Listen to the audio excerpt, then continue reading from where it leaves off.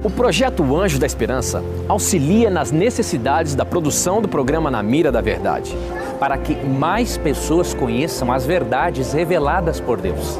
Junte-se a este projeto e ajude a transformar vidas. Sou Anjo, sou Novo Tempo.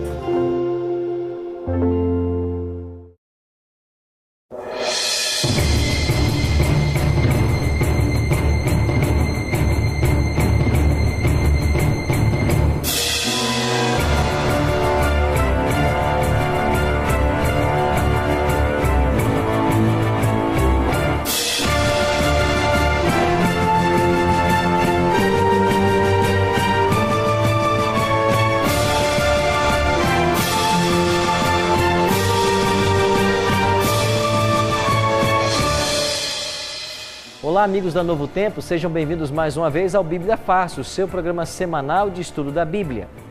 Semana passada estudamos a primeira parte de Daniel 8,14 e entendemos um pouquinho melhor a profecia das 70 semanas. Hoje, nós vamos compreender o quadro completo da profecia das 2.300 tardes e manhãs e o que significa a purificação do santuário.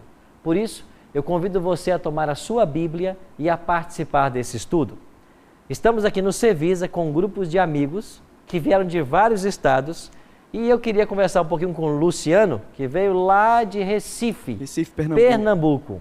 Eu queria agradecer primeiramente a Deus por essa oportunidade de estar aqui com esse pessoal maravilhoso que eu conheci, que passaram a ser meus amigos. E queria mandar um abraço para a minha igreja, ao pastor Maurício, a pastora Keila, o pastor Cláudio Manuel, e todo o pessoal da minha igreja. Queria mandar um abraço e agradecer ao pastor Arilton e dizer que estou muito feliz de estar aqui. Que bom, Luciano. Seja muito bem-vindo. Nós também estamos felizes com sua presença e de todos vocês. Chegamos a um tema central do livro. Começamos a ver esse tema semana passada e hoje vamos ver a segunda parte, então, de 2.300 tardes e manhãs e a purificação do santuário. Vamos fazer uma breve recapitulação do que vimos até aqui. Mas antes, vamos orar, para que Deus nos guie no estudo mais uma vez. Pai, obrigado por estarmos reunidos em tão boas circunstâncias para o estudo da Tua Palavra. Que o Teu Espírito se faça presente e nos mostre as verdades que o Teu livro reserva para todos nós. Em nome de Cristo nós te oramos. Amém. Pois bem, vimos semana passada que o chifre pequeno atacaria o santuário, o sistema de sacrifícios, deitaria a verdade por terra e prosperaria. É o que ensina Daniel 8, 11 e 12. Nesse contexto, um santo perguntou ao outro santo até quando duraria a ação do chifre pequeno, em que o santuário seria atacado e a verdade de Deus seria deitada por terra. A resposta ao versículo 13 veio no 14, quando o anjo disse assim: até que se passem 2.300 tardes e manhãs. E na semana passada nós começamos a ver esse período profético. E dos 2.300 anos da profecia, nós já viajamos 70 semanas, ou seja, 490 anos. E nós percebemos que a história é a melhor intérprete da profecia, porque o apedrejamento de Estevão no ano 34, a morte de Cristo no ano 31, o batismo de Cristo no ano 27, são pontos que se firmam para estabelecer 457 como a data inicial da profecia. E se nós percorremos até aqui 490 anos, nos faltam dos 2.300 exatamente 1.810 ainda a percorrer na história. E se nós estamos no ano 34, no ano do apedrejamento de Estevão, e nós viajarmos mais 1.810 anos, eu chegarei ao ano de 1844. Você percebe que a Bíblia está dizendo para nós que o ano de 1844 seria o ano da purificação do santuário? Você está entendendo as implicações dessa verdade? Porque se você não crê que o santuário deveria ser purificado em 1844, você está abrindo mão da própria morte de Cristo. Se nós não crermos de que o santuário seria purificada em 1844. Nós estamos dizendo que Cristo não morreu no ano 31, como Daniel está dizendo, que ele morreria na metade da última semana das 70. Agora, há um ataque contra esta verdade bíblica. E há um segmento religioso que crê numa visão dispensacionalista. E o que eles fazem? Eles pegam esta última semana do ano 27 a 31 e lançam para o futuro. Mas se você tirar esta semana daqui, desse momento histórico, você está anulando completamente o sacrifício de Cristo na cruz, que é a base única de salvação de qualquer ser humano. Você entende por que nós chegamos ao âmago do livro? Porque se nós rejeitarmos isso, nós estamos rejeitando a obra de salvação que Jesus fez por nós. E se esses pontos estão descritos na profecia, e se a história comprova isso, então, indubitavelmente, 1844 é o ano em que, segundo a profecia, o santuário seria purificado. Agora eu posso ir mais além na profecia. Qual era o dia da purificação do santuário israelita? 10º dia do 7º mês. O que eu preciso fazer agora? Eu preciso encontrar no ano 1844, quando caiu o 10º dia do 7º mês. E para descobrir isso, o que eu tenho que fazer? Eu tenho que pegar o calendário judeu, que é o calendário que Daniel está lidando, e eu tenho que sobrepô-lo ao calendário gregoriano, que é o nosso calendário atual. E quando eu tento encontrar o 10º dia do 7º mês do calendário judaico, no ano 1844, eu vou chegar ao dia 22 de outubro. Exatamente 22 de outubro. Então, o dia 22 de outubro de 1844 é o dia marcado na profecia para a purificação do santuário. Agora a pergunta é: o que significa a purificação do santuário no dia 22 de outubro de 1844? Nós temos então que voltar para a Bíblia para entendermos isso. E nós vamos entender que trata-se de dois eventos, um no céu e um na terra. Primeiro no céu, o dia da expiação para Israel, lá no 10º dia do 7º mês, era um dia de juízo. Nós vimos isso aqui em Levítico 16. O sumo sacerdote entrava em cena, era um dia de juízo, era um dia de purificação. Então, o dia 22 de outubro de 1844 também foi um dia de juízo, porque haveria de começar uma obra de Cristo no santuário para purificá-lo. Mas qual santuário? Não mais o terrestre, porque o terrestre foi destruído no ano 70, quando Jerusalém foi destruída. Mas então a profecia de Daniel está falando da purificação do santuário celestial. Por quê? Porque Cristo, após a sua morte, ele vai para o santuário celestial. E quem é o autor da Bíblia que nos ajuda a entender isso? É o livro de Hebreus. Abra sua Bíblia aí, na carta aos Hebreus, e dê uma olhada comigo em alguns versos interessantes. O primeiro deles é o capítulo 9. Olhe Hebreus capítulo 9. O autor de Hebreus, muitos acreditam ser Paulo, ele começa o capítulo 9 de Hebreus falando sobre a primeira aliança. E ele diz que essa primeira aliança tinha seus preceitos e o seu santuário o quê? Terrestre. Você se lembra que o santuário terrestre foi construído de acordo com o santuário celestial? Eu não sei se eu mencionei isso para vocês, mas em Êxodo 25:8 e Êxodo 25:40 é dito para Moisés que ele deveria construir na terra um santuário conforme o modelo que ele viu no monte. E qual foi o modelo que Deus mostrou para Moisés no monte? O santuário celestial, que sempre existiu. E agora o autor de Hebreus, que nós cremos ser Paulo, Ele está escrevendo uma carta para os hebreus. Quem são os hebreus? Os judeus, os israelitas, o povo hebreu. E ele está escrevendo para os hebreus para dizer para eles de que o serviço do santuário terrestre que eles tinham e praticavam teve validade apenas até a cruz. E que agora a nossa atenção tem que se voltar para o santuário celestial. Então esse é o teor da carta de Paulo aos hebreus. E no capítulo 9, ele lê assim, ele escreveu assim, verso 2.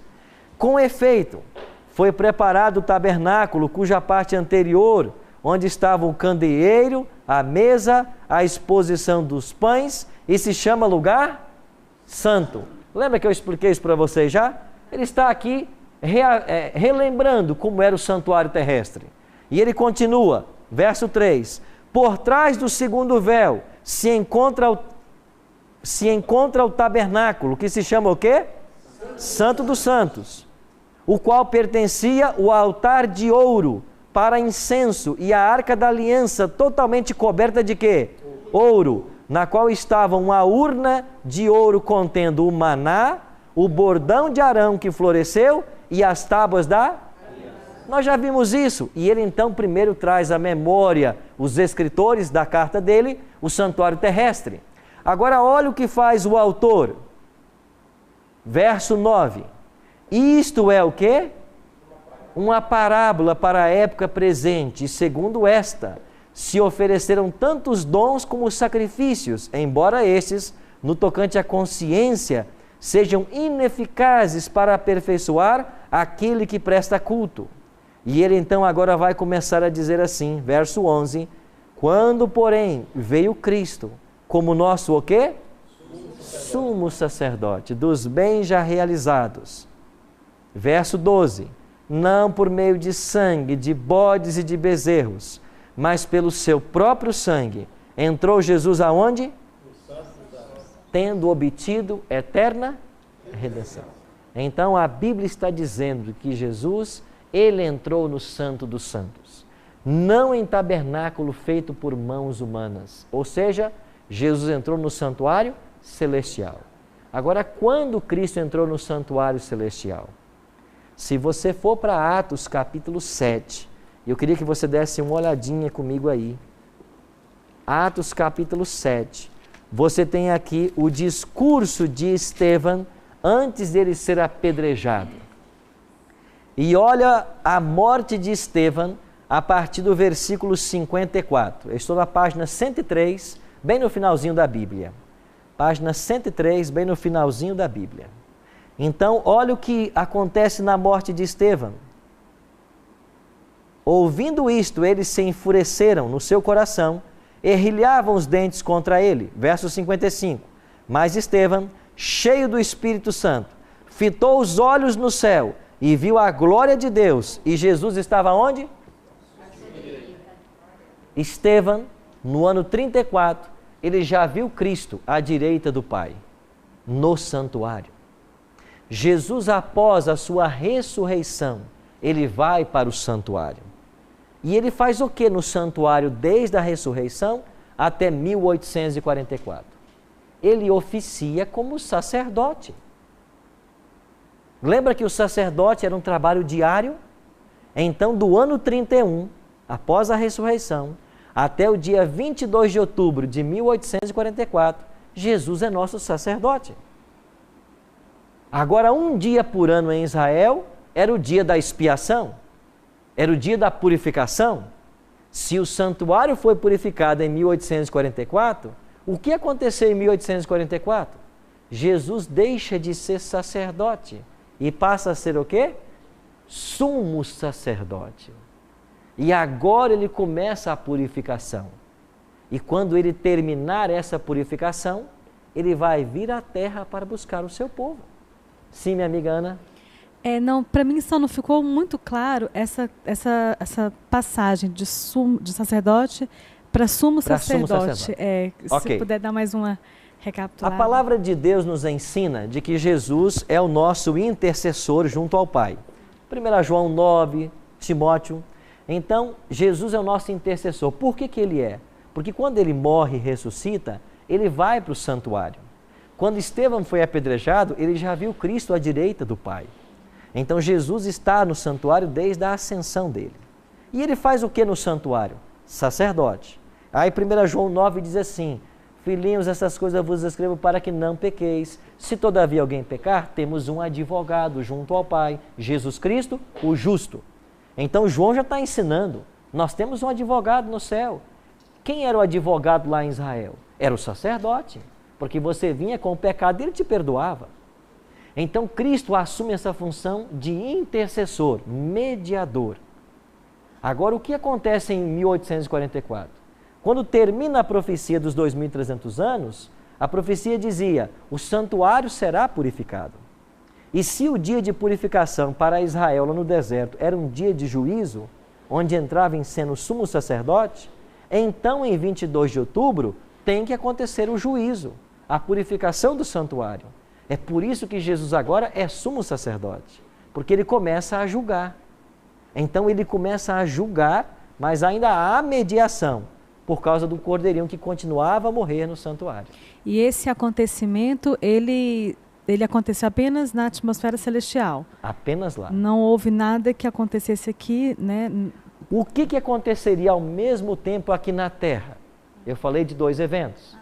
Então, no céu, Jesus começa um novo ofício do seu ministério. Agora ele é sumo sacerdote e ele começa a julgar.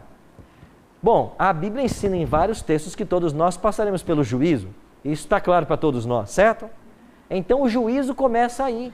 Agora o que aconteceria na terra? Surgiria a igreja remanescente, restaurando as verdades que o chifre pequeno tinha lançado por terra. Agora surgiria da onde essa igreja? Abra a sua Bíblia em Apocalipse capítulo 12. Olha que interessante.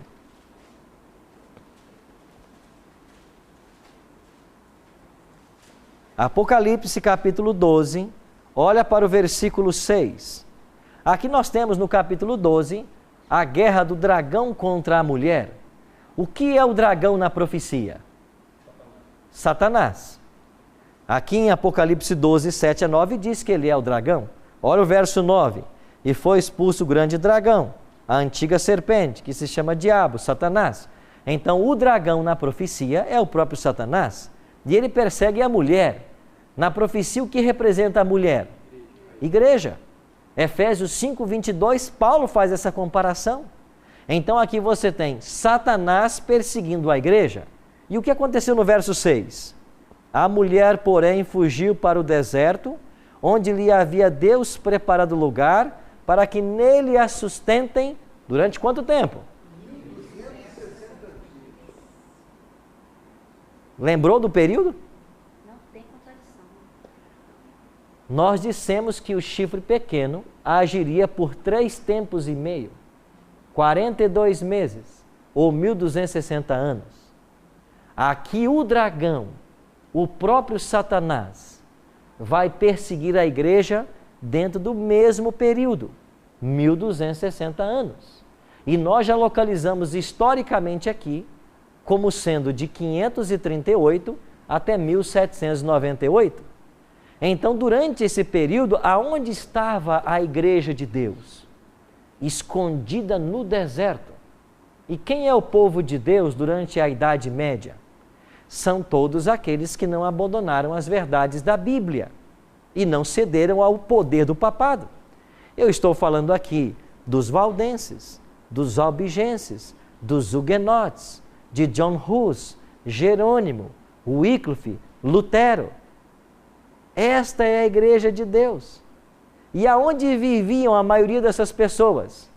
Nas montanhas, nas cavernas, escondidas. Por isso diz o Apocalipse, no deserto, em locais não povoados. Mas quando termina a supremacia papal, em 1798, a igreja de Deus que estava no deserto, ela tem que sair do deserto. Para quê? Para restaurar as verdades que o papado por 12 séculos lançou por terra. Então a profecia de Daniel 8,14 aponta para 2 eventos, um no céu e um na terra. Vamos recapitular mais uma vez. Lá no santuário em Israel, o sacerdote oficiava todos os dias no lugar santo. E uma vez por ano entrava em cena o sumo sacerdote. Cristo era prefigurado nesse serviço, porque Hebreus vai ensinar que todas essas coisas eram sombras da realidade que viria, e a realidade é Cristo. Então Cristo trabalhou como sacerdote desde a ascensão até 1844, mas no dia 22 de outubro, segundo a profecia, ele deveria começar o juízo, ou seja, ele deveria começar a agir como sumo sacerdote. Quando o sacerdote terminava a expiação, o povo fazia uma festa, porque todos estavam perdoados. Então Cristo morreu na cruz como o Cordeiro de Deus, e ele tinha agora um ministério em duas fases no santuário, que nós chamamos de bifásico, ministério sacerdotal e sumo sacerdotal. Então, de 31 a 1844, ele atuou como sacerdote, e de 1844 até o dia de hoje, ele é sumo sacerdote. É por isso que você, olhando aqui em Hebreus capítulo 8, se você puder voltar um pouquinho aí para Hebreus capítulo 8, na página 182, olha o que está dizendo o autor, Hebreus 8, 1. Ora, o essencial das coisas que temos dito é que possuímos tal sumo sacerdote, que se assentou à destra do trono da majestade nos céus, como ministro do santuário e do verdadeiro tabernáculo, que o Senhor erigiu, e não o homem. Por que é que as pessoas não estão ensinando a existência de um santuário? Por que é que as pessoas não estão enfatizando que Cristo hoje está no santuário? Jesus está hoje no santuário, e é de lá que ele intercede junto ao Pai por nós. Então esta é a obra bifásica de Jesus no santuário. Sim, minha amiga? Pastor, isso é meio complexo. A minha dúvida ainda mais perto, por favor. Desculpa. Isso é meio complexo para mim, porque a minha dúvida ainda é a seguinte. Se ele está intercedendo e ao mesmo tempo julgando, nesse momento ele está nos julgando, nós, os vivos, ou quem ele está julgando nesse exato momento? Ok. Pedro diz que a hora do juízo é começada pela casa de Deus, por aqueles que aceitaram a Cristo. Então, para mim entender isso, eu tenho que entender que o juízo de Deus ele ocorre em 3 fases. Nós vamos para o intervalo e quando voltarmos eu vou explicar para você claramente quais são as 3 fases do juízo que começou no dia 22 de outubro de 1844. Já estaremos de volta.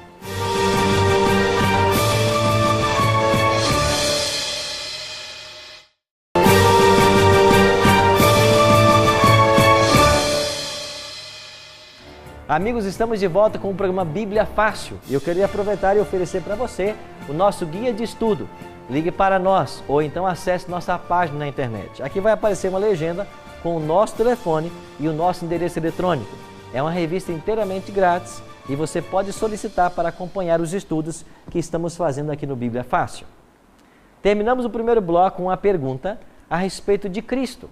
Como ele pode julgar e ao mesmo tempo interceder? Para entendermos isso, temos que entender que o juízo de Deus ele acontece em 3 fases.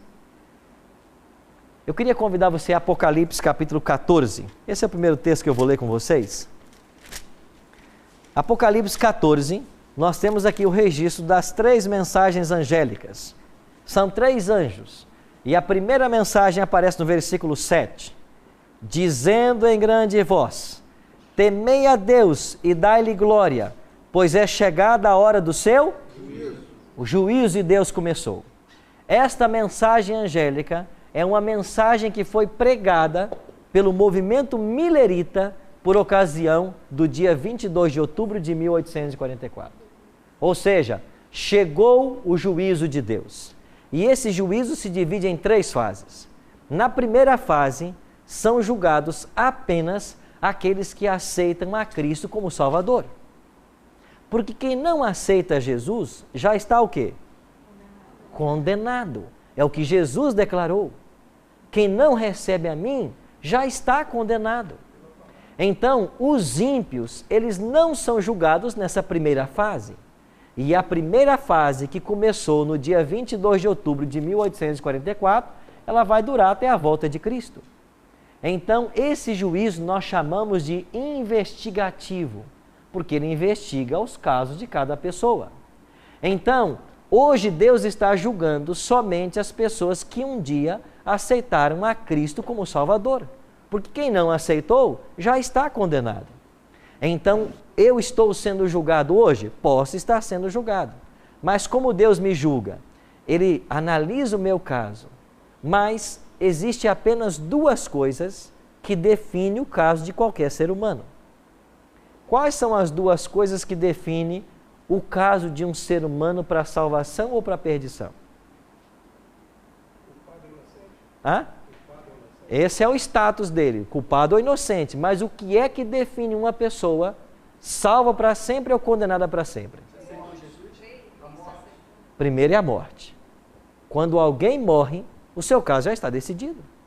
Por quê? Porque ele não pode mais optar, ele não pode mais nem se arrepender para ter o perdão dos pecados, ou se morreu salvo, ele não pode mais se perder. Então, quando alguém morre, essa pessoa já morre salva ou morre perdida, certo? Demir? O julgamento começou a partir do momento que Cristo entrou no santuário celestial. Ele se torna sumo sacerdote. Não, ele entrou lá quando ressuscitou. Certo. Agora ele começou a ser sumo sacerdote em 1844. Pronto. Aí começou o dia da expiação, certo, o juízo. Esse juízo começa sendo julgado desde Adão para cá? Exatamente. Os mortos? Tem que começar por quem já morreu. Todos terão que passar pelo juízo. Mas só a partir de 1844. O juízo começou aí. Mesmo para os mortos? Mesmo para os mortos. Antes não havia juízo. Ele começou aí. Por isso o anjo diz aqui em 14, 6 e 7, temer a Deus e dar-lhe glória, chegou a hora do seu juízo. Ela é agora. Então nós estamos sendo julgados. Se uma pessoa morre, já está definido o caso. Qual é a segunda situação em que alguém define o seu caso de salvo ou perdição? Blasfêmia contra o Espírito Santo. Exatamente. Jesus falou assim, todo pecado que vocês cometerem serão perdoados. Mas o pecado, aquele que pecar contra o Espírito Santo, esse não terá perdão. Então, quem peca contra o Espírito Santo já está condenado. Quando alguém morre, o seu caso já está definido para salvação ou perdição. Então, resultado, enquanto há vida e não há pecado contra o Espírito Santo, há esperança de salvação. Então, hoje, quando você for dormir, você vai dormir salvo ou vai dormir perdido. Amanhã, quando você acordar, e o profeta diz que as misericórdias do Senhor se renovam a cada manhã, você poderá mudar de status, de salvo para perdido ou de perdido para salvo, a depender do seu relacionamento com Deus. Então hoje Deus está julgando e perdoando, e o meu caso permanece em aberto até que eu morra, ou até que eu peque contra o Espírito Santo. Se pecar, estou condenado. Se morrer, posso morrer salvo ou posso morrer perdido. Deu para entender? Entendi, obrigada. Agora sim, então isso aí reforça a ideia de que às vezes Deus, às vezes a gente não entende como ser humano, mas assim, eu vou citar um caso aqui que aconteceu na minha família, que eu perdi meu pai num acidente de carro e foi assim uma morte muito difícil da gente aceitar. E assim, muito tempo eu não entendia. E ele assim, não é porque era meu pai, mas era uma pessoa maravilhosa. E eu não entendia por que Deus tirou meu pai tão cedo. E depois de muito tempo, depois de começar a estudar a Bíblia, eu entendi isso, que Deus, às vezes, ele permite que certas coisas aconteçam com seus filhos, até para evitar que ele perca a vida eterna, perca a salvação. Exatamente. E isso me deu assim um certo conforto, né, para aceitar a morte dele. E sabe um texto que pode te ajudar? Apocalipse, capítulo 14, verso 13. Então ouvi do céu uma voz dizendo, escreve, bem-aventurados os mortos que desde agora morrem no Senhor. Por isso que o apóstolo Paulo diz, né, que para mim morrer é viver. E o morrer é lucro. É lucro. Não é? Então, entenderam que nós estamos na primeira fase, Mara? Eu gostei muito de uma colocação que o senhor fez, que nós vamos dar conta do nosso conhecimento. Exatamente. Então, se eu conheço e eu erro, você então vai ser, aí eu sou julgada. Mas aquele que erra e não conhece... vai ser ignorado. Vai ser ignorado. E quando você estuda grego, você descobre duas palavrinhas que são áfeses e páreses. Sabe o que é isso? Ao conhecedor, Deus perdoa. Ao ignorante, Deus ignora. Aí tem a ver Diz também... justamente isso. Áfeses, eu perdoo você. Ou eu ignoro o seu pecado. Então tem a ver também que o temor do Senhor é o princípio da sabedoria. Pastor, então nesse caso, peraí que o negócio é complicado. Então nesse caso, quer dizer que se a Bíblia me diz que uma vez que eu começo a minha obra será aperfeiçoada até a volta de Cristo. Se você permitir. Se eu permitir. Mas isso significa que até a volta de Cristo eu tenho falhas? Tem. Tenho falhas. Tem. E aí, se antes do fechamento da porta da graça eu sou arrebatado pela morte, e aí? Você está pensando assim, eu cometo pecado e se eu morrer eu estou perdido? Lembre-se de uma coisa. Não são atos isolados que vão colocar ou tirar você do céu. O que vai determinar a salvação de alguém é se a minha vida espiritual é numa direção ascendente ou descendente. Não é um ato isolado que tira você do céu, mas é a sua vida com Deus. É isso que o juiz está considerando. Então a primeira fase do juízo termina quando se fecha a porta da graça. Já ouviram essa expressão? Fechamento da porta da graça? Ela não é bíblica, mas o conceito é. Aqui em Apocalipse 22:11, você está em Apocalipse? Leia esse que está mais perto então. Apocalipse 22:11. Olha aqui o fechamento da porta da graça. Continue o injusto ainda fazendo o quê? Continue o imundo ainda sendo o quê? O justo continue na prática de quê? E o santo continue a quê? Apocalipse 22:11 está falando de um momento em que quem está salvo não pode mais se perder e quem está perdido não pode mais se salvar. Nós chamamos isso de fechamento da porta da graça. A expressão não é bíblica, o conceito é apoiado nesse verso, na parábola das virgens e em Apocalipse, quando Jesus declara que eu abro a porta e ninguém fecha, mas quando eu fechar, ninguém abre. Por isso que não adianta, então, você ficar fazendo bagunça a vida toda e na hora que veio a porta aberta de fogo, dizer, não, eu estou com Cristo. Não adianta, não vai adiantar de nada. Um discípulo perguntou para o seu mestre assim, Senhor, quando devo me arrepender e seguir a Deus? Ele disse assim, no último momento da sua vida. Mas quando será esse momento? Se você não sabe, segue agora. Sim. Então, muitas pessoas acreditam que quando recebe Jesus como seu Salvador, que elas já estão assim, libertas do pecado e da morte, e que nesse momento elas não precisam fazer mais nada. Eu já recebi Jesus, então não preciso fazer mais nada. Então essas pessoas, elas não estão salvas. Claro que não. Jesus te salva para a obediência ou para a desobediência? Para a obediência. E uma pessoa que diz ser salva por Jesus e trai a esposa, está salvo? De maneira alguma. Não. Então não existe essa história na Bíblia de uma vez salvo, salvo para sempre. O que a Bíblia ensina é o seguinte, aquele que está em pé, cuide para que não caia. Não existe essa história de uma vez salvo, salvo para sempre. Eu posso estar salvo hoje e amanhã, pelos meus atos, me colocar num estado de perdição. Ou você acha que alguém que aceitou a Cristo e trai a esposa está em situação de salvação? Salvação é uma questão diária. Olha para João capítulo 15. Eu sou a videira, vocês são os ramos. Querem ter vida, tem que estar ligado em mim. Se cortar por 1 minuto, acabou a vida. Mas você entende as falácias que se ensinam por aí? Porque se cria uma falsa segurança. Então eu estou salvo ou predestinado à salvação, posso fazer o que eu quiser que eu vou me salvar, mas que coisa boa! Eu agora posso então roubar no trabalho para ficar rico? Eu posso ter 3 mulheres porque eu já estou salvo? Cristo não te salva para desobediência. Cristo te salva para obediência. E aqui está um ponto-chave do Evangelho. Nós somos salvos para obedecer.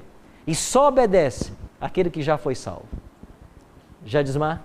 Pastor, dizendo aí, é interessante nós ressaltarmos que a importância da nossa vigilância.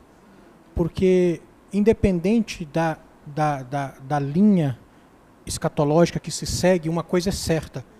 nós não sabemos quando Cristo vai voltar. E também não sabemos quando nós iremos partir dessa terra. É verdade. Então é uma verdade que nós devemos procurar viver uma vida íntegra na presença do Senhor, uma vida correta, uma vida direcionada ao coração dele, buscando implantar o reino dele aqui na terra, porque nós não sabemos quando será. Mas eu creio que pela misericórdia dele, nós que estamos aqui, você que está assistindo o programa, vocês, todos nós estaremos seguindo esta vida com Cristo. Amém. Para que independente, sendo quando ele nos chamar, ou seja, quando as trombetas tocarem, nós estaremos com ele no céu. Amém. Esse é o sonho. O que aconteceu no dia 22 de outubro de 1844? Um grupo de pessoas, liderados por vários, entre eles um homem chamado Guilherme Miller, que era um membro da Igreja Batista, um estudioso da Bíblia, um homem apaixonado por Cristo. Eles estudaram as profecias de Daniel e eles pensaram que a purificação do santuário seria a volta de Cristo. E um homem chamado Samuel Snow marcou o dia 22 de outubro, porque ele fez esses estudos e ele descobriu que o 10º dia do 7º mês do calendário judaico, no ano 1844, caiu no dia 22 de outubro. E Samuel Snow marcou o dia 22 para a volta de Cristo. E todo mundo ficou esperando que Jesus voltasse. Esse foi um movimento que abarcou todos os Estados Unidos. Milhares de pessoas se prepararam para a volta dele. E sabe o que aconteceu? Jesus não veio. E aquele foi o dia do grande desapontamento. Deste grupo de pessoas, 3 grupos se formaram. O primeiro deles continuou marcando data para a volta de Jesus até que desapareceu. Segundo grupo, abandonou a fé completamente, não creram mais na Bíblia. Terceiro grupo, organizou a Igreja Adventista do Sétimo Dia. A Igreja Adventista do Sétimo Dia, ela nasce de um cumprimento profético de Apocalipse de Daniel 8,14. Agora, isso tudo o que aconteceu, o que foi? Vá para Apocalipse capítulo 10 e olhe agora com atenção os versículos 8 a 11. Apocalipse capítulo 10, versos 8 a 11. A voz que ouvi vinda do céu estava de novo falando comigo e dizendo: vai, toma o livro que se acha aberto na mão do anjo em pé sobre o mar e sobre a terra. Fui, pois, ao anjo, dizendo-lhe que me desse o livrinho. E ele então me disse: toma-o, devora-o. Certamente ele será amargo no teu estômago, mas na tua boca doce como mel. Tomei o livrinho da mão do anjo e o devorei. Na minha boca era doce como mel. Quando, porém, o comi, no meu estômago ficou amargo. Sabe o que nós entendemos ser esse livrinho aqui que João recebeu ordem para comer? O próprio livro de Daniel, que havia profetizado que depois de 2.300 anos o santuário seria purificado. E essa mensagem foi doce como mel. E todos pregaram. Vieram gente da Igreja Batista, Metodista, Conexão Cristã, de todas as denominações. Haviam representantes no movimento millerita. E quando Jesus não veio, o doce tornou-se amargo. O desapontamento millerita estava profetizado em Apocalipse 10, 8 a 11. E a partir daí deveria surgir a igreja remanescente, exaltando a verdade de Deus. Qual verdade? Os adventistas se levantaram exaltando verdades. O sábado, que aprendemos com os batistas do sétimo dia. Verdades da salvação, que aprendemos com o metodismo de John Wesley. Verdades como estas de Daniel, que aprendemos com Guilherme Miller. Nós somos herdeiros das descobertas que os nossos predecessores fizeram.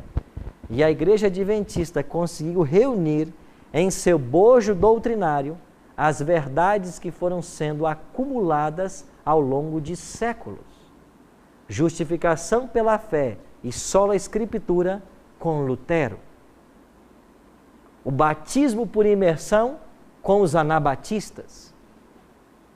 Então este movimento surgiu para restaurar a verdade sendo herdeiro de verdades anteriores e promotores de verdades que não tinham chegado ao conhecimento, tais como o santuário celestial e o ministério bifásico de Cristo, o corpo como templo do Espírito Santo e uma reforma de saúde, o juízo investigativo em 3 fases e outras verdades. Você percebe aonde nós estamos na profecia? Mara. Pastor, eu tenho uma pergunta muito objetiva. Sim. Mas eu quero abrir mais uma vez aqui a observação. Que aqui entre nós temos até anglicano, pastores da Batista, da Assembleia de Deus, e de outras denominações. Eu sou uma pessoa que também faço a obra de Deus. Tenho 18 anos que eu me converti. E eu fiquei com essa palavra do Senhor. Nós vamos dar realmente conta do nosso conhecimento. A minha pergunta é direta. Os adventistas, eles sabem o dia da volta do Senhor Jesus? Porque a gente tem escutado, Jesus vai voltar. Tem algumas pessoas que até falam, mas Jesus não vai voltar. Jesus não vai voltar. Os adventistas acharam essa resposta? Não, porque ela não existe. O próprio Cristo declarou, a respeito daquele dia e hora, ninguém sabe. Somente o Pai. Nem os adventistas, nem nenhum mortal. Porque isso é um mistério que está velado por Deus. O que nós sabemos é que a profecia aponta os últimos eventos.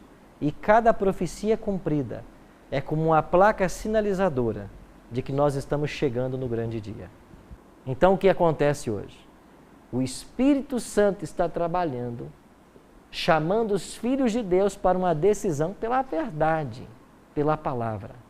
E cada ponto da verdade que eu descubro nesse livro exige de mim uma posição, uma decisão. Pastor, o senhor não está sendo exclusivista? Eu estaria sendo exclusivista se não pudesse destrinchar uma profecia que me dá uma certidão de nascimento da igreja adventista e se dissesse que só se salva quem for adventista. Aí eu estaria sendo exclusivista. Mas eu não posso ser exclusivista porque o povo de Deus em todas as eras foi abençoado para levar o conhecimento a outros, mas como ministro de Cristo, eu não posso pregar um evangelho parcial e dizer para você de verdades que agradam seu ouvido para lotar a minha igreja. Eu tenho que dizer de todas as verdades que estão nesse livro. E é por isso que quando você pega as 28 crenças fundamentais da Igreja Adventista, naquilo que nós cremos, você tem que ir na Bíblia para encontrar o fundamento de todas elas. E lá está o fundamento. Tudo que nós cremos está lá. A Igreja Adventista não é perfeita, mas é uma igreja que se preocupa em ser bíblica. E tudo que nós cremos e pregamos está fortemente enraizado nesse livro. Você entende por que da necessidade do estudo da Palavra de Deus? Porque só a verdade liberta. Nenhum ser humano pode combater a verdade. Porque a verdade, ela vem de Deus. Não importa a igreja que você frequenta. O que importa é se você está vivendo o que esse livro ensina. Agora, se esse livro ensina que você deve ter uma única esposa e a tua igreja prega que você pode ter quantas mulheres você quiser e que adulterar não é pecado, então você tem que sair dessa igreja, porque ela pode te levar à perdição pelo seu falso ensino. Vocês estão entendendo? Eu não posso fugir do que esse livro ensina. E é por isso que às vezes eu não sou politicamente correto. Porque eu não posso omitir o que está escrito aqui. E eu não sou adventista porque eu sou pastor. Eu sou adventista desde 13 anos. Porque eu quis descobrir a verdade e praticar essa verdade. E só pela graça de Cristo nós podemos praticá-la. Só pela graça. Nós somos salvos para obedecer. Por isso, Eu não aceito que você pode ser salvo e desobedecer. Por isso eu não aceito que a lei de Deus pode ser ignorada, que qualquer mandamento da lei pode ser ignorado. Eu não aceito, porque Deus não salva você para desobediência. Se Cristo morreu naquela cruz, é porque essa lei não pode ser mudada. E Ele só morreu porque Ele resolveu pagar o preço. E se eu ensinar qualquer coisa que está aquém ou além desse livro, segundo o Apocalipse 22, eu vou perder a minha salvação. Por isso é um compromisso com a verdade. Mas não se preocupe. Se o seu coração está aberto à ação do Espírito Santo, não será pastor Arilton, não será esse programa. É o próprio Cristo que vai conduzir você. Porque Ele nunca vai te levar por um caminho que não seja o caminho de Deus. Agora você tem que estar aberto, porque só aquele que está aberto, segundo o Apocalipse 3:20, é que receberá a presença de Cristo no coração. Eu queria que você pensasse nisso, enquanto teremos essa música agora. Está o meu coração aberto à influência do Espírito Santo? Eu estou disposto a ser guiado por Ele, independente do caminho que Ele me levar? Ou eu quero ser guiado pelo Espírito até onde me interessa ir? Ou eu quero ser guiado pelo Espírito naquilo que me é conveniente? Por isso disse Cristo, se quisermos seguir a Ele, devemos tomar a cruz e seguir. É cruz que Ele nos chama. É uma vida de renúncia e de abnegação. Pense nisso agora.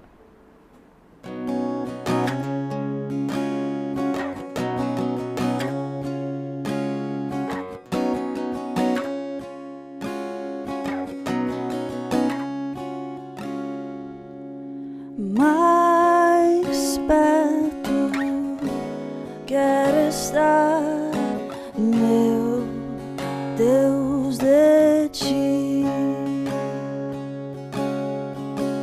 Ainda que seja dor que me una a ti. Eis meu constante orar, mais perto quero estar, mais perto quero estar, meu Deus, de ti.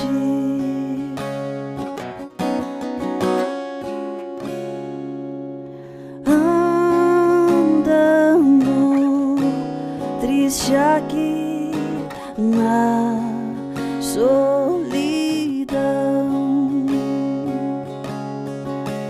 paz e descanso a mim teus braços dão. Eis meu constante orar, mais perto quero estar, mais perto quero estar, meu Deus, de ti.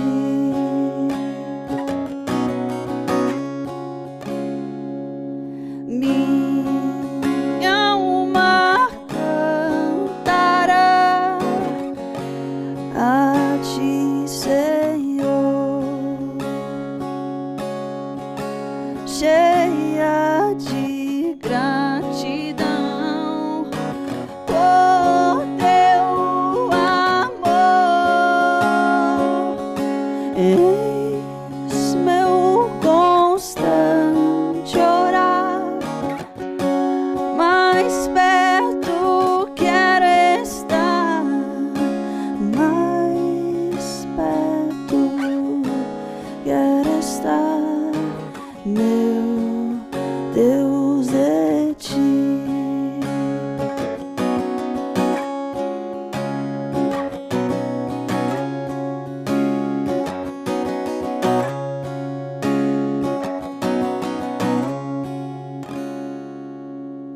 Esse é o desejo do seu coração, estar mais perto de Cristo?